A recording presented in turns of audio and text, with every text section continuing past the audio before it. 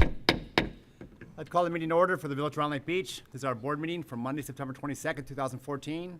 Please call the roll. Trustee Husk. Here. Trustee Valdez. Here. Trustee Smith. Here. Trustee Butler. Here. Trustee Mount. Here. Trustee Mattingly. Mayor Hill. Here. Let the record show a quorum is present. Would you all please rise and join me in the Pledge of Allegiance? I pledge allegiance to the flag of the United States of America and to the republic for which it stands, one nation, under God, indivisible, with liberty and justice for all.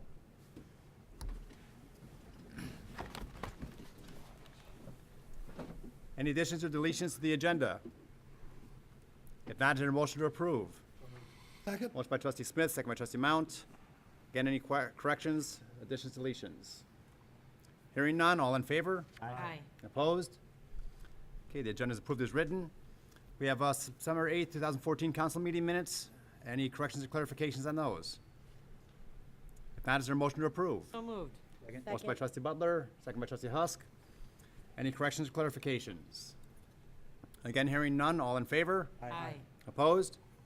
Those are approved. We have the special meeting minutes from September 15th, 2014. Any corrections or clarifications there? Any motion to approve? Motion by trustee Smith, Second. second by trustee Mount. Once again, any corrections or clarifications? All in favor? Aye. Opposed? Those are also approved. We have no expenditures or ratifications to approve tonight, so we'll move on to our committee reports. Trustee Mount?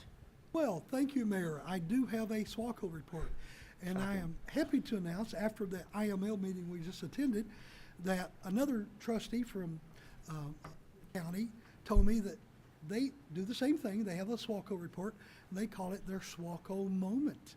So that's what we're going to have, a moment with the residents.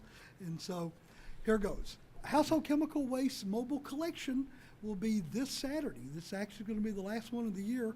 It's going to be at Lake Forest Municipal Services Center from 8 to 2:30. So go to swaco.org. You'll get the address. Again, that's this Saturday. So hopefully everybody will come out and go for that. Now, we'll also have several household chemical waste events by appointment only at our Estes Street facility in Gurnee. We have those throughout the month. There's usually at least 3 or 4.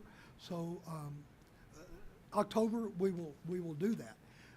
The nice thing about October is the fact that for the first time in about 4 years, we're going to have a tire collection.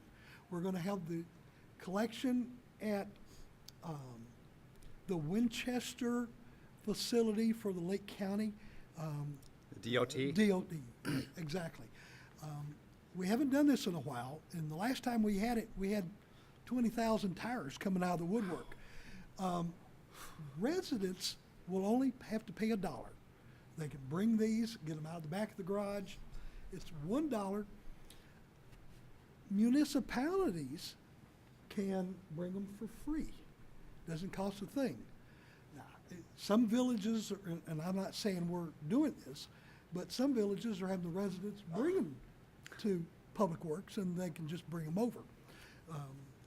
It's however we want to do it. I don't know how many tires we would have in our village at this point. I know there was a lot a few years ago. We had it at CLC. So the date is Halloween. It's on the 31st. So if you're not going trick-or-treating, or, we don't trick-or-treat on Halloween. We always do it the Sunday before. So you're not doing anything on Halloween. Bring your tires to the Lake County DOT. All right. Electronic collections in Round Lake Beach, 24/7. We have skids in Gaylord's waiting for you. Textile collection is also there with a bin. And we also have sharp items in pharmaceutical collections at the Round Lake Beach Police Department. So we're trying to help all of our residents do all the recycling.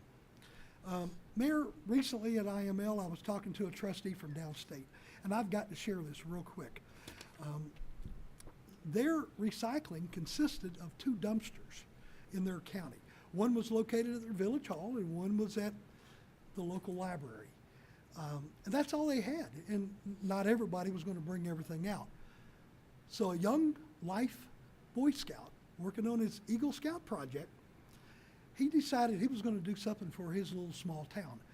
And he petitioned the board, and he worked for several months to get the small plastic totes for all the residents of his little town. It's about 45 miles south of Jacksonville, Illinois, is where he told me it was. The totes were delivered recently, and all the residents were happy to be able to recycle.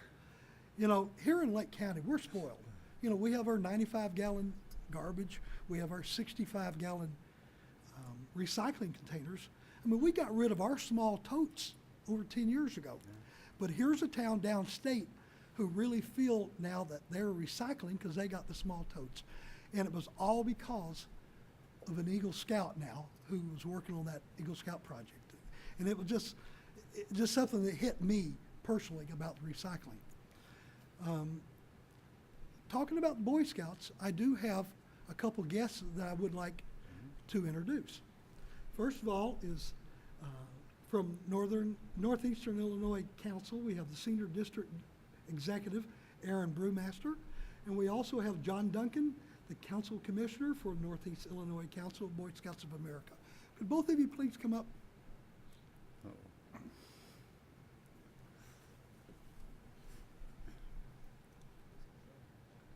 Good segue, huh? Thank you, Trustee Mount and Eagle Scouts. You bet. Very much. Thank you very much. How do you do?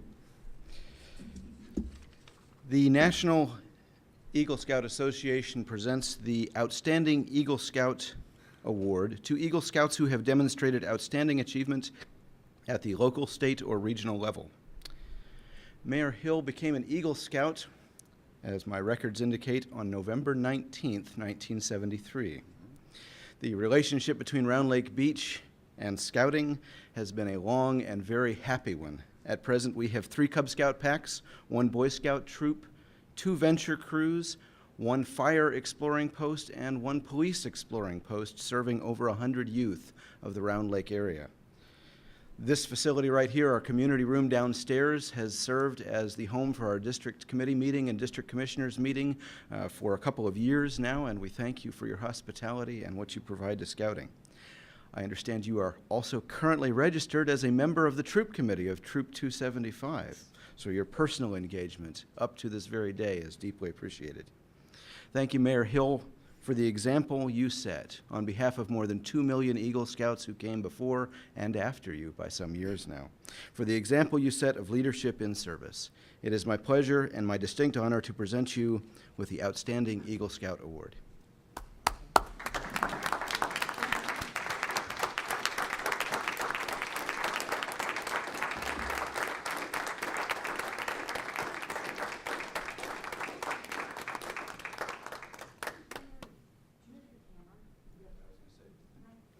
We need a picture. We need a Kodak Yes. moment. There, Oh, well, we want, she needs to be in it too. yeah. Yeah, please. You want me to take one, Dave?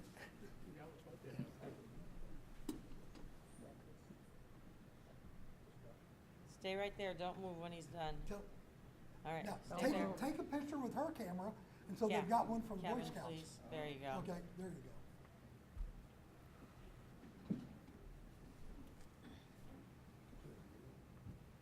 There you go.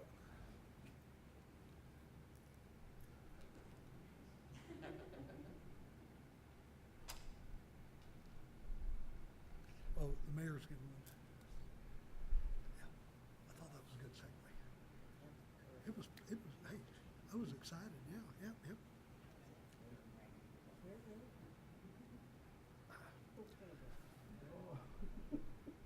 I could have kept on if you wanted me to. I told him I had, hey.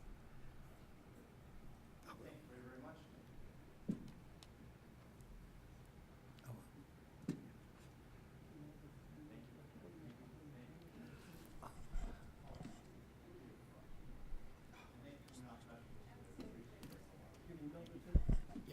John, Aaron, thank you very much for coming to our board meeting and doing this. We're all proud of our mayor and his accomplishments, and we thank you for coming tonight. And I think we surprised him for once. Good job. Got him.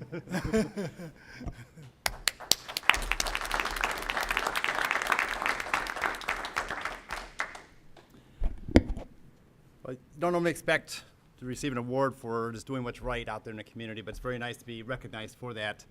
And between Trustee Mount and myself, we've both been very active with bringing scouting to our community and doing whatever we can, as personally and through the village, to maintain scouting as a presence in our community. And thanks so much for recognizing that. Thank you.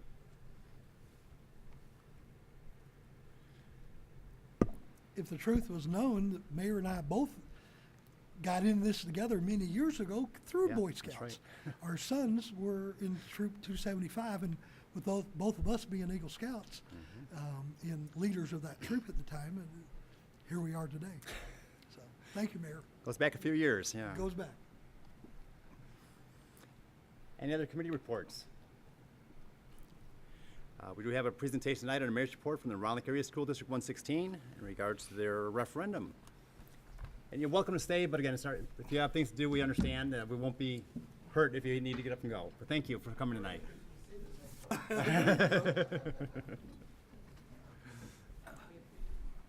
got everything.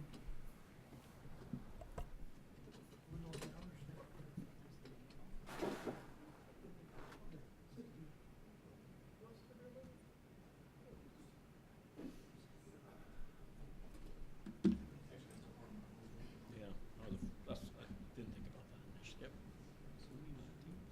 Oh, yeah. It should be on.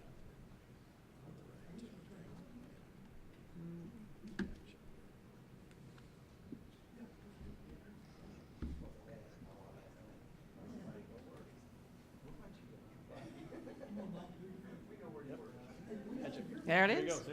There it is. You got it. First. We got it here. All right.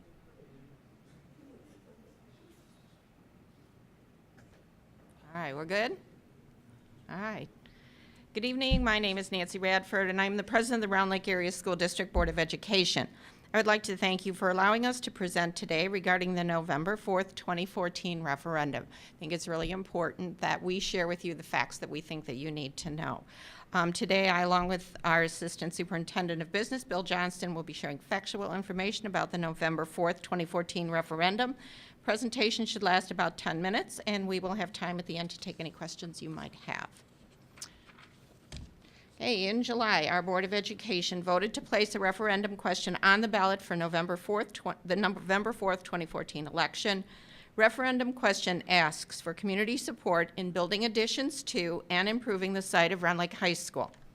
The construction project will include constructing new classrooms, a new STEM lab, which is science, technology, engineering, and math, an additional gymnasium, a new student commons, installation of technology and security upgrades for the school. Why a referendum? The passing of a successful referendum will add more learning spaces for our students, will enable the district to better prepare students for post-secondary success, college, university, or career of their choosing. It will provide courses that colleges are looking for, and more appropriate instruction areas. By more appropriate, we mean those of adequate size and technology. More adequate space will also be provided for intervention for students who are in need. Also helps address overcrowding. The optimum capacity of Round Lake High School, not including the mobile classrooms, is 1,307. Our current enrollment is 2,084. District projection reports indicate that student enrollment at Round Lake High School will continue to increase by approximately 100 students over the next 5 years. The referendum will help us to eliminate the dual bell schedule. It will allow for a single bus run, which is more cost-effective to the district. Currently, we have students that come first hour and stay through 8th, and some that come second and stay through 9th, so therefore we have to do 2 bus runs for that. It would also improve the ability to ensure that students are where they are supposed to be during first and 9th hour, thus enhancing the quality of education. So there's a lot of kids roaming around first hour that don't start till second, and then there's those roaming around 9th hour that have already finished. So it will help eliminate that. It will eliminate the need for mobile classrooms. Almost 20% of the students are receiving their instruction each period in a mobile classroom. Roughly 1/3 of the students are traveling between the main building and the mobile classrooms during and between periods 5 and 6 times a day. This is a picture of our commons, our also / cafeteria. This is what it looks like during study halls. Pretty chaotic, but it's the only space that we have for that purpose. This is a picture of the mobile classrooms. The one on the top left are the current mobile classrooms that we had.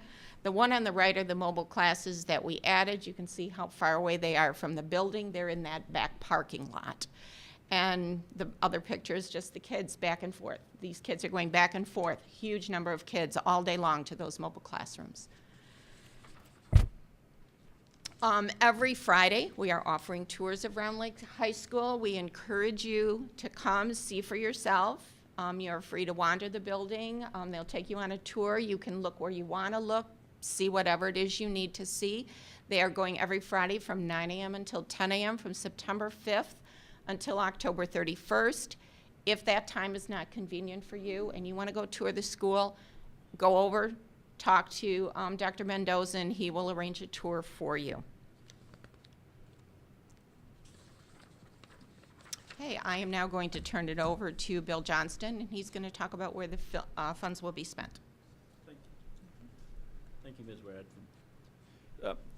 As indicated in the question, I think I'm going to walk around. 24 general purpose classrooms. Bill, I have to. can I have a microphone that won't really clear you on TV later on?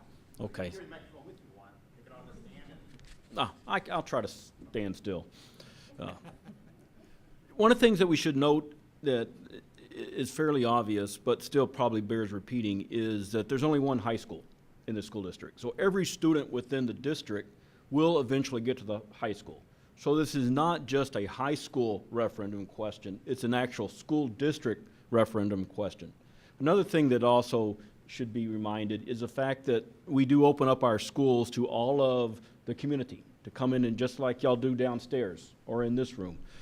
All of our spaces, especially at the high school, the auditorium, other kind of common spaces are used by the community, and we want to ensure that we can enhance those spaces for the students as well as for the community. As we said, 24 general purpose classrooms. Right now, we do not have sufficient classrooms. The class sizes, if you think back, the school was built many years ago where the classrooms were a lot smaller. Right now, they're about 600 square foot. The ideal classroom space is around 900 square feet, and that's what we're proposing, 24 additional classrooms for the students. As well as, we can't currently offer all the things that our students may want, all the electives, all the additional required courses that they may want when they get to higher education. So we want to make sure that we have the right educational environment for our students. We also, the next generation classrooms, we talked about the STEM lab. Science, engineering, math, and technology is the growing fields in the United States. And we want to make sure that our students have the right background to help them in those either work environment or college. The state also requires that every student in high school take 4 years of physical education. Because of the student population we do not have enough gym space for the students to do the required physical education activities. What we end up doing, especially during the winter, is students walk around the gym for the whole period, just because we have up to maybe 200 students at a time in our one gymnasium. By having a second gymnasium that does allow for the students to do, the volleyball, the basketball, things like that. The common spaces, you saw the picture a minute ago of the current cafeteria, which is basically the only common space we do have. And the new additions that we're proposing does provide multiple common spaces, and I'll have a diagram here in a second to show that. If you look back and remember a slide a few seconds ago, and actually I'll back up a minute. If you look at this slide here, and it's difficult to say, this is one of our hallways, the J wing. Also Gene Carey stopped by Friday and took the tour, and he posted on his website a video of this hallway that does show, for a brief few seconds that he took the video, how congested it is. So one of our goals is to increase the circulation around the school. Also, increase technology and security upgrades. You know, with 3 mobile classrooms that students will come in and out of every day, it's hard to maintain security there. As well as we want to upgrade the front entrance of the high school to allow for people to have to be buzzed in. Right now, they can just walk on in. Hopefully they sign in, but if they decide not to sign in and keep on walking, we don't have a lot as far as mechanism to stop them. So here's what the proposed front entrance of the high school will look like. If you see, here's the current circle driveway. One of the things that you notice about this picture is 2 things. Number one, here is a new addition where we're going to have a lot of light coming in to a common space, as well as the front entrance. If you've been to the high school, you know that you have to walk up some stairs. Then once you get into the high school, to go to the library or to the principal's office, then you have to walk down some stairs. So we want to level that out to where you walk in and don't have to go up or down stairs to do those things. So as you see here, there's no stairs on the proposed front entrance. So here's a diagram of the current setup. And as I was talking about circulation, if you are in the gymnasium or in the auditorium, there's only one avenue right now for you to get there, and that's to go through a fairly narrow hallway off of that J-wing to get down here. So imagine if you're in a class that's up here in the north corner and you have 5 minutes to get to PE, it may have a difficult time getting there in that time period. We don't allow students to go back and forth. These doors are locked during the school day. We don't want students outside of the building during those times. So as we said, we're looking at, we want to build 3 additions to the high school. One is this 4 classroom STEM lab on the north side, the gymnasium over here right next to the current gymnasium, and then 24 classrooms. It's going to be 2 levels, 24 classrooms, 12 on each floor, which will provide additional circulation from the rest of the building all the way down into this area. So there'll be multiple avenues to go to the gymnasium or go to the auditorium. Then in addition, we're going to renovate some spaces to enhance or widen that J-wing, upgrade the food service capabilities, create a business incubator lab to help our students with that 21st century technology to get out into the business world, redo the main lobby, as well as have a few collaboration spaces, which is always good because students, you know, today's learning is not sitting in the classroom either reading a book, listening to a lecture. It's getting together, collaborating, working in small groups, because that's what will happen when you get out into the real world. So we want to create those opportunities for our students to be able to do that. So now what's the financial impact? As you know, the Round Lake School District is a government entity, just like your village is, and a portion of our revenue does come from property taxes. And just like your situation, we have tax dollars that probably comprise 2 different categories. One for operating expenses, which is capped by the state, and the other is for prior debt service. And that's the debt service repayment of those bonds that were issued years ago. When we talk about we're wanting to just address the bond tax levy, and right now that debt will be paid off in 11 years, with the issuance of the $29 million of bonds, as well as restructuring and refinancing some other existing debt, we're just wanting to extend out the debt repayment for another 5 years. And most people understand the tax rate as opposed to what their total taxes are. And here's a diagram that shows over the next 5 years, based on that prior debt service that was issued, the tax rate for the bond and interest repayment is scheduled to go up for 5 years. And then it goes back down. Our goal, again, is to maintain a level debt service for the existing debt as well as the new debt at a $1.82 tax rate. And over here shows where you actually will be saving dollars and then where that tax rate will stay the same for the rest of the time. So how does this impact a homeowner? So we used as a example here a home valued at $100,000, and here's the $500 was the tax for that debt service repayment in the 2013 levy. Here's the increasing over the next 4 or 5 years. It gets up over $732. Then it'll start going down. Again, our goal is to keep that tax rate level, which in turn will keep the debt service payment level. And as you see, our homeowners will actually be saving a few dollars for the first 5 years and then actually be paying a little bit more. So at the end of 16 years, the owner of a home valued at $100,000 will only pay $3,600 additional tax dollars for the issuance of the $29 million referendum, and that is spread over all of the 16 years, so it's not going to hit them all at once.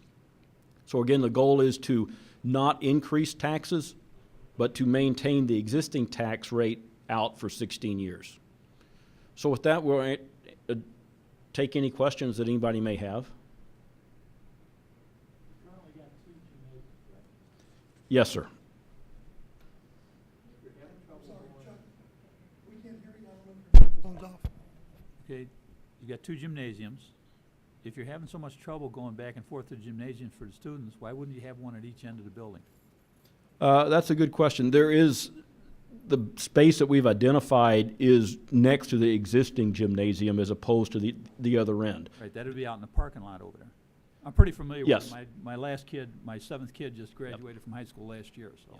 And so it would, it would take away the student parking, as well as there's some slope on some of the property over Right. there. That's where we've identified the science wing is down in on that north side, and so these STEM labs fit better with the existing science classrooms, and the gymnasium, in our mind, fits better with the existing gymnasiums. We hope that the circulation, by creating more circulation routes, as well as going from 2 sets of classes from 1st through 8th, 2nd through 9th, allow us to expand the class time a little bit and hopefully expand the passing period. So students will have a few more minutes to get from one class to the next. Right now, because we're fitting 9 periods within a 8 period day, that's why the passing periods are only 5 minutes. So you're hoping your traffic pattern's gonna be able to accommodate all the Two- gymnasiums down at one end? Yeah, two things. The going from 9 classes down to 8 classes will allow for longer passing period, as well as having 2 or 3 different avenues to get down there will hopefully solve that problem. I'm just remembering some of the patterns that we had to walk with, some of the stuff, that's why I'm asking the questions.